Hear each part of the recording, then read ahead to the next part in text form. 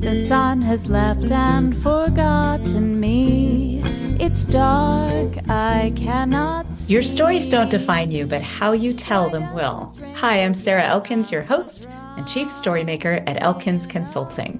You know that telling business stories or personal stories has an impact on how you're being perceived by the people around you. But do you also know that those stories that you tell and how you tell them affect your internal dialogue, your internal messages, and your identity? There's so much to the stories that we tell that we may not be quite as aware of as we need to be. Listeners, if you are being interviewed or you're getting ready to get into interviews, remember I have my job interview storytelling course available. It's just released on Udemy, and you can find it at elkinsconsulting.com.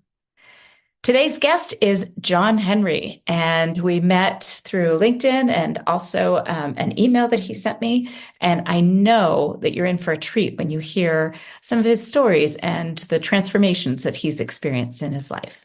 So, John, thank you so much for joining me today. Thanks so much for having me, Sarah. I've been looking forward to this. I love the name of the podcast. I have a business called Storymakers Investment Advisors, and also I teach currently data visualization, and a big part of that is telling stories. So yeah, I've been looking forward to this. Thanks for having me. Excellent. Yes. When I saw your business name, I thought, oh, okay, there we go. It And at was meant some to be. point, it was. And it's funny because somebody just asked me yesterday why I call myself Chief Storymaker. And I explained that you can't tell a good story if you're not willing to make them in the first place. And that means stepping out of your comfort zone, taking risks. It means recognizing, seeing things for exactly what they are in the moment so that you can build stories off of everyday situations. So what happened with well, no, I want to start the way that I like to start. We'll get into that question next. Tell our listeners something about you that most people don't know about you. It's not on your LinkedIn or your bio. It's not on your resume. I love to have our audience know a little something about you outside of the context of work. So I've been listening to some of your podcasts, and I knew this question was coming. My wife and I were talking about it last night, and I guess two things came to mind that I never really shared for many years, maybe decades, but now I'm feeling comfortable enough to, I guess, start talking about them. One is that while I was a graduate student the first time, I was also a cage fighter, initially amateur, kind of building up my record, and then finishing my PhD. I became a full-time professor after a postdoc and was still fighting. Started having professional fights, and it was a lot of fun, but I tried to keep it on the DL, on the down low. I wanted people to Google me and see my theorems and academic stuff and publications. But I don't mind so much now. Now people at my jobs, they pull it up at some kind of company meeting, and everyone sees me in the YouTube video in a cage, usually winning, but sometimes getting beat up. So that's one, idea that or experience that's not on LinkedIn that is really fun. And actually, in recent years, I feel like it's actually given me opportunities that I might not have had otherwise. Applying for a job, Right. and I'll say, light heavyweight cage fighting champion, brass knuckles cage fighting, and some people it's the first thing they ask about. They see advanced degrees, but they want to talk about cage fighting. So Wow. that's one. The other one is something else that I never really talked about for many years, but it's the way I grew up. Very poor, mom and dad in and out of jail and prison, and yeah, just saw things and experienced things that kids shouldn't see or experience. And I feel like this as well has helped me in some ways, kind of having a drive and grit, if that's the right word, mental toughness, and wanting to get out of there and have success. And so, yeah, we can talk more about either of those if you like. Wow. Those are mic drop moments in this business. It totally caught me off guard. And I do a little research on my guests, but I generally don't do a lot intentionally because I want to hear the stories for the first time when I'm listening to you tell them. So, wow. I have so many questions and I'm trying to decide which direction to go with this. My first question, I don't know why this popped into my head, but do you have siblings? Yeah, two younger brothers and an older sister. And are they okay? Yeah, actually, all of us have done very well. And people that we knew growing up would have never expected that, imagined it. We were, kind of wild and crazy. Feral, Yeah, right, causing trouble. There was no accountability. Like right. there was no calling their parents And getting any accountability. So what do you attribute to that? I mean, I know that in certain circumstances, it's a grandparent or an aunt or an uncle or a teacher, but all four of you had a mentor or somebody who cared enough about you that you wanted to do things better because of them. yeah. Our grandmother was around and helpful and taking care of us some of the time when both parents were in jail or prison. But I think looking back, we had each other, and Mm, yeah, we were very close and would help each other out and have each other's back, and more so than most people I knew with siblings because uh, we were in the trenches together. We, right. You were only had each other. yeah a lot of the time. I mean, there were times I remember being out in some forest, like I don't know how we got there, but we're dropped off and there's nothing for miles. And yeah, very often we didn't know how things were going to go, where our next meal would come from. But we had each other and we're pretty happy. In addition to causing trouble, we were all athletes and some of us did pretty good in school. But all of us wanted to get out of there and have some success and have done that. Wow. So the reason I ask you that is that so many times our stories end up revolving only around our own successes and failures, and we don't think about what the impact was of the other people in our lives. I interviewed a guy years ago that was so insistent that he did it all himself. And and then I was able to finally uncover a little bit, but when I ask questions like this, it's because we are a product of the people who influence us, for better and for worse. And in a situation like yours, to end up with these three siblings that you're still close with and that went through fire together, and and having a grandmother to be there that you knew would be there at some point, it's so meaningful to me to hear the relationships far more than one individual's story. I agree. And so you saying that reminds me of I'm currently teaching a graduate course in data visualization. And part of that is telling stories with data, making graphs and interactive dashboards and things. And in the same way that you're talking about people and networks and impacts, uh, we see the same thing with these kind of data analysis tools. You might be looking at a couple variables, but there's other pieces to the story. Maybe you don't see it, but Right. if it's good and works well, it creates questions and insights and further exploration. Anyway, I'm teaching that in an hour or so, so it's kind of That's top of so mind. great. I'm a little envious of your students because very few people who do that kind of work understand that complexity. They simplify it to the point where they kind of lose the story just trying to simplify something. And I get it. Life is easier if you can simplify it. But that doesn't, I love that you said it generates questions where most people are looking for answers. I love that you just said that. That was really thoughtful.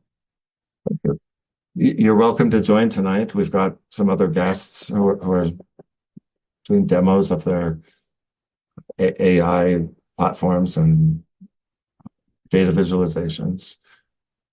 It's really been a lot of fun. I haven't taught anything for a few years, but it reminds me how much I enjoyed it. Starting out after grad school, I was a full-time professor, and I hope one day to be able to do that again. Ah, that's great. So where are you teaching?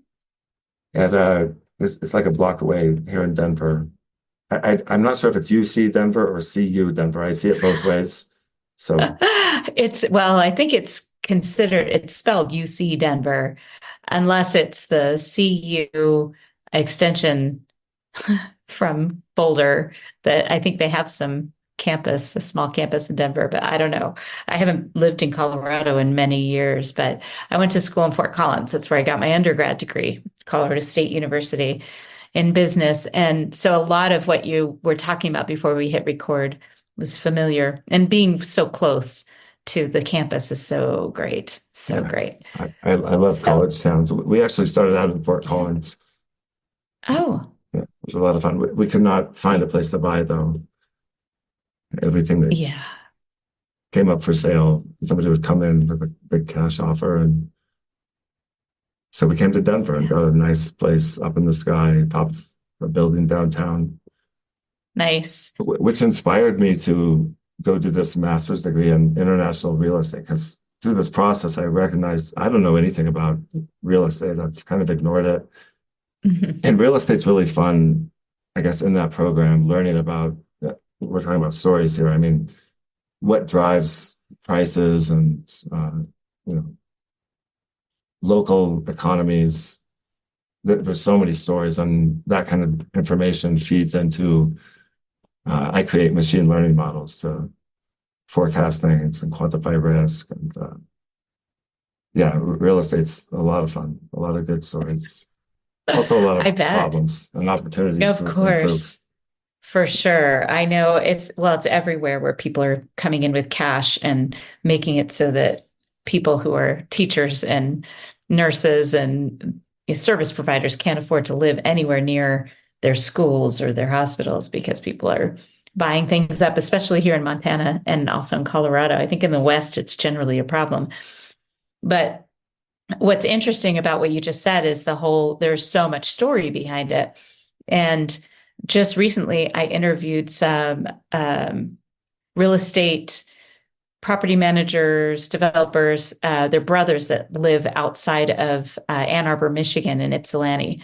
And they started a company. They buy older properties and restore them beautifully and then rent them out to create community. It's great. And so I get it that real estate can be wonderful stories, and it can be, I think even more importantly, it can tell the story of what not to do and the story of what got us to where we are so that maybe we can do something different in the future. Yeah. I feel like of all the asset classes to invest in, it is the easiest to forecast what might happen in the next 6 months, 12 months, Mm-hmm. or Yeah. longer. Well, and There's just so many economic variables and geographic, demographic data. Are people moving there? How much money do they make? mhm. Are there new employers? I mean, all of these things are uh, leading indicators of what and a geography might look like in the next year or two. So Yeah. And on top of that, you have this broad view and even down to the macro within a city, even a small town like Helena, Montana, 30,000, 35,000 people. is that where you And are in Montana? yes, yep, I'm in the capital city. And what I was thinking immediately was that it gets down to you can start there and tell a story about an entire community, a globe, really, through real estate. And you can immediately go right down, dive right into an individual's experience with real estate and make that connected. So I was thinking about when we moved here in 1999 and then bought this house that we live in now in 2000.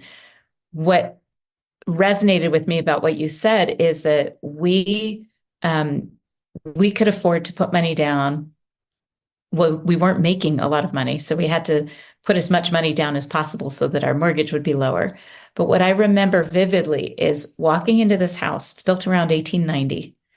And I felt like, so we had rugs that had been given to us, two from my grandmother. So they were antique Persian rugs, wool. And then my husband had one from his first marriage as a wedding present. And I remember walking into the house, seeing all these wood floors and thinking, oh my gosh, it's like we bought the rugs to fit the house. It just felt like home right away. And I had seen at least 20 houses in the area and nothing resonated like this. And I remember walking into the kitchen and seeing a gas stove, which I love to cook. My husband loves to cook. So gas was critical. And then I walked up the stairs and there are transoms above every bedroom door. So transom windows above every bedroom door. So natural light comes right into the center of the upstairs. It's a small house, but it's right across the street from an elementary school, which both of our boys went to that elementary school. The stories of the house are part of what made it so important. And what I was teaching college classes at our local community college at the time. And I told somebody that I had signed this buy-sell agreement. And she said, oh, I've lived here all my life. Which house is it? And because I told her it was on the west side in the old part of town. And I said, oh, it's this little house right across the street from Hawthorne School. It's red brick. And she said, I took music lessons in that house. That house was always filled with music. And my husband and I are both musicians. So Is that what you were teaching as well as music? no, I haven't taught music in many years. My degree is in business, so I was teaching computer classes. But um, so when you think about real estate and the reason you're interested in what you do, what's your story? I mean, you said that you bought this place at a high rise in Denver, right? So what was that experience that led you to be so interested in international real estate as opposed to just local?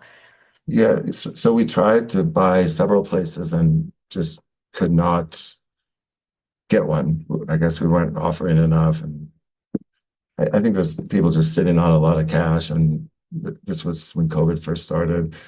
Mm-hmm. But we looked, a little further out from Fort Collins where we started, and I said, we can get a place in downtown Denver, everything we want within a couple blocks for half the price in a way cooler place with, Nightlife, nightlife activities. and restaurants. Mm-hmm. I mean, Fort Collins was fun as well, but I guess what inspired me because it was just a few months later that I started this master's in international real estate, was feeling like I didn't know what I was doing. I guess I like to solve problems and understand things. It felt really uncomfortable. And so I've done this a few times now. I've got a few different masters just because I felt like I needed to learn. I did a little law degree when I was, I don't know, forming You did a a business. little law degree? It's a baby little law law degree. degree? My wife has a real JD. I say little because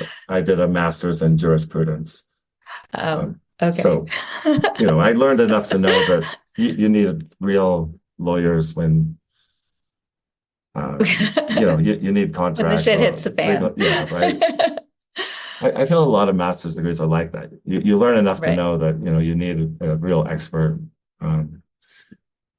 But I did the same thing in finance when I guess I was starting to invest. This was longer ago, but finance and risk management. So I'm taking a pause now. My wife said, like,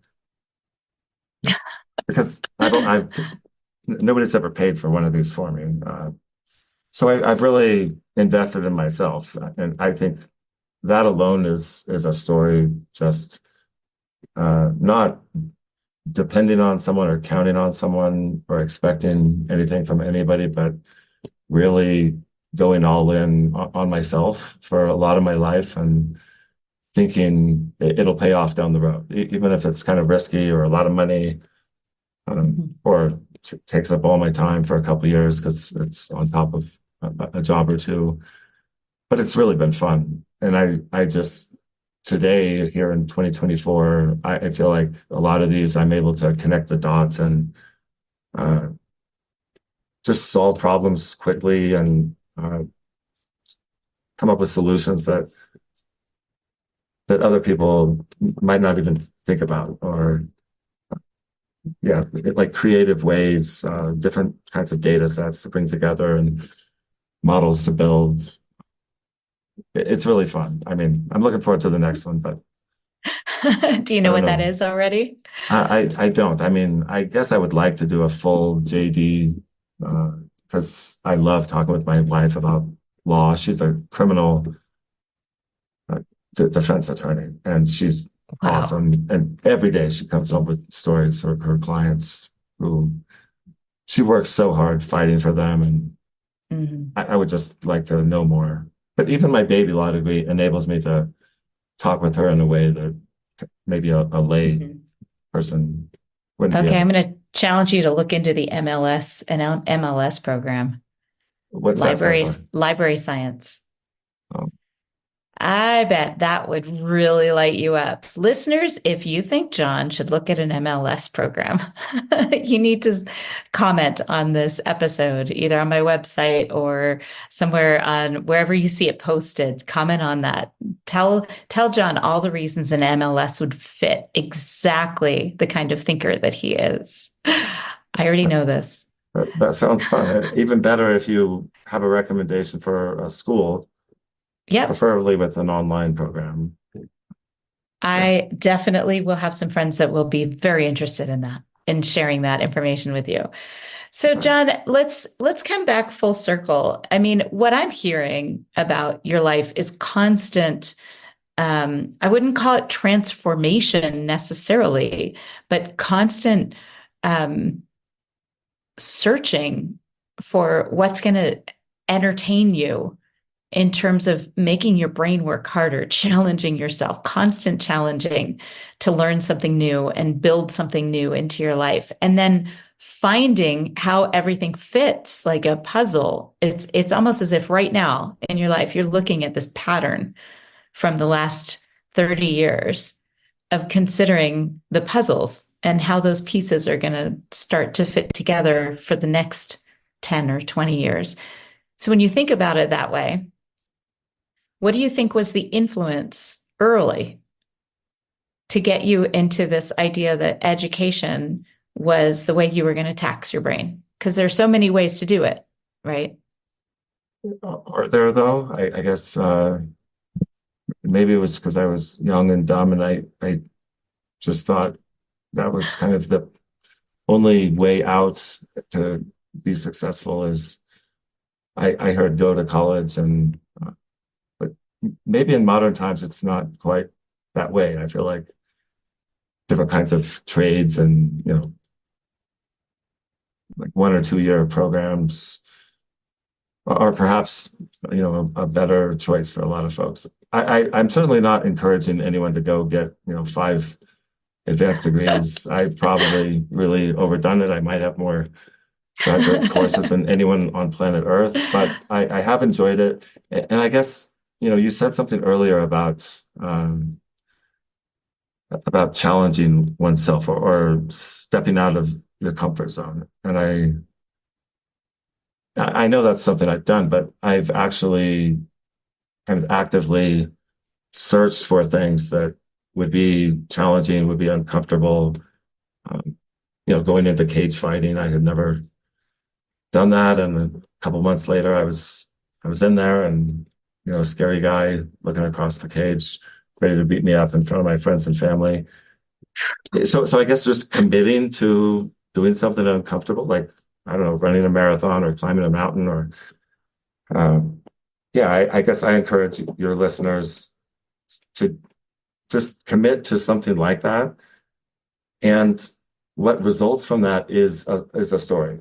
And it's these kind of stories that I've found are more valuable than, the advanced degrees and things. It's being able to talk about what you've done and learned and seen, and people love it. Especially, I've hired people who had no stories, and I thought, what a mistake. This person is boring. They're not interesting. Like, they can write code well, but I don't want to talk to them or hang out with them. And so having those stories in your repertoire, in your toolkit, in addition to being fun, it's just very valuable because it creates opportunities. And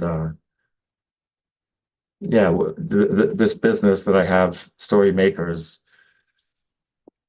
I chose that name because what I want to do is help people financially to be better off so that they can focus on having experiences, fun times, traveling, taking risks,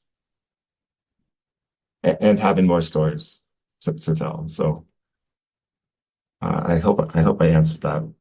Well, that was going to be my next question, was your Story Makers title, name of your company. Who inspired you? I mean, I know I can hear a lot of different influences in your stories, but when you think back on going to college and just making that first step where a lot of kids in your situation would have thought it was out of reach, that it just wouldn't happen for them.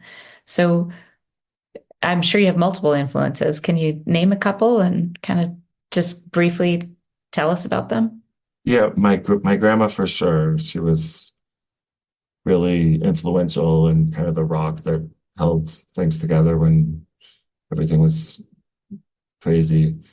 My sister as well. She's a couple of years older. We're not real close anymore, but actually, she might have more advanced degrees than me. But she was, yeah, very uh, influential and kind of had a positive impact on me, changing from being a troublemaker, getting in fights and being irresponsible, to going to college. And it was there where I only went for sports.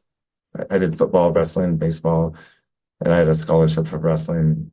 But that's where I tell people that I fell in love. I, for the first time, tried and was taking mathematics and just fell in love. Once I saw, the math books, the advanced ones, I didn't know what they said, or I mean, it was so beyond me, but I committed then to learning it. I would just hang out at the bookstore and read math books and take every math class that was offered. I did my undergrad in 2 years. Uh, I just took things that I wasn't even supposed to be in the classroom, and yeah, loved it. Wow. Wow. It's something That's I cool. wish everyone could experience, is kind of discovering something like that not only is exciting and you feel passionate about, but is simultaneously valuable. Maybe a video game is not going to be great for you, but some kind of domain or field of study that if you can go all in and kind of master that. And there's so many good resources now. Uh, there can be a lot of upside to committing to doing something like that, delaying some of the Great. parties and distractions. I kind of disappeared for years. Nobody knew where I was or what I was doing. Wow.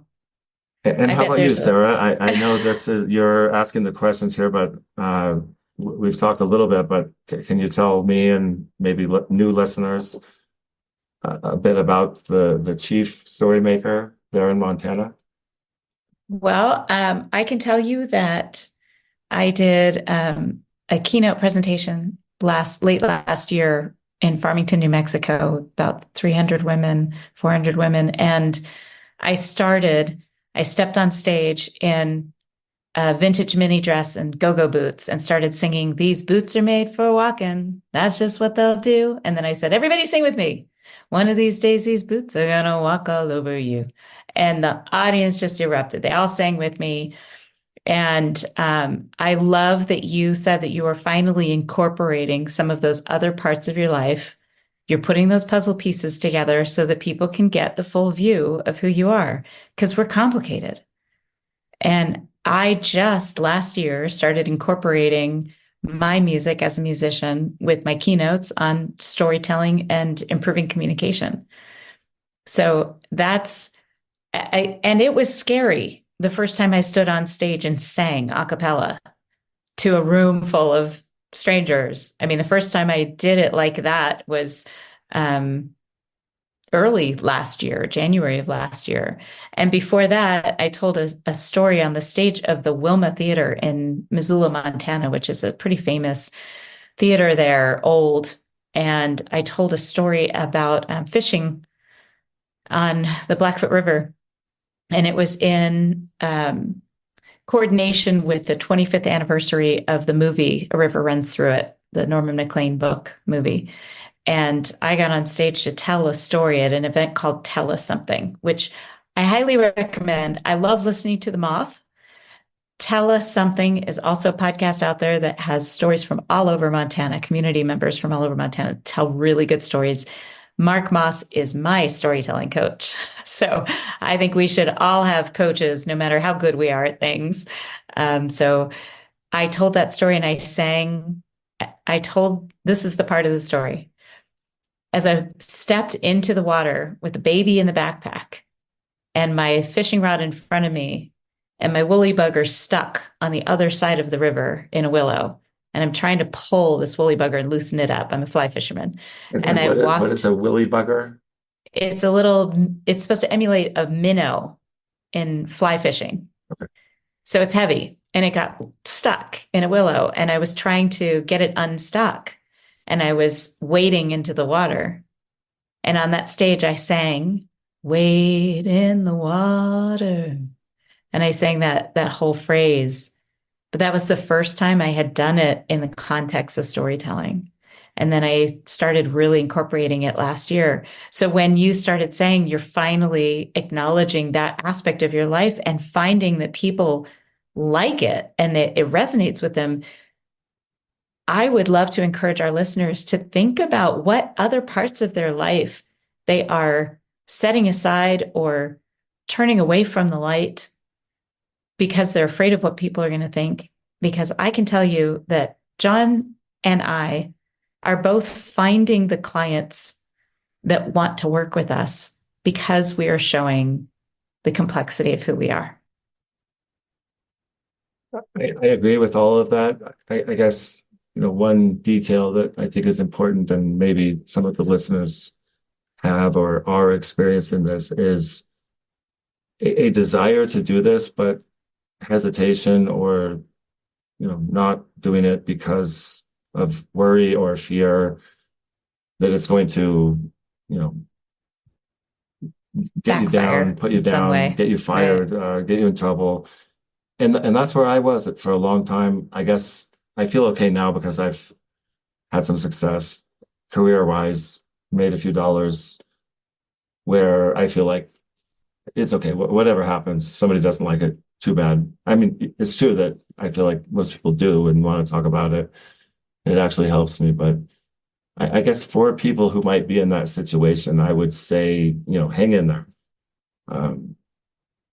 Dive into something, find something you're passionate about, create more stories. And,